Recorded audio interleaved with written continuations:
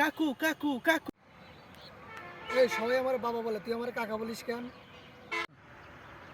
আসলে বাবা তো আমার বাড়িতে আছেই, আপনাকে কেন আমি বাবা ডাকবো? আপনি তো আমার কাকু হন। এ তো পাকা ছেলে, এর সাথে তো পারা যাবে না। আচ্ছা বল, তোর সমস্যা বল।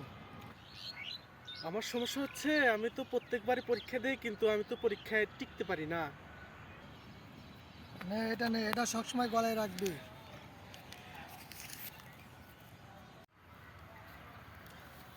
ইস, আজকে তো রেজাল্টের দিন, দেখি আমার রেজাল্টটা কি হলো। এবারও ফেল আসছে।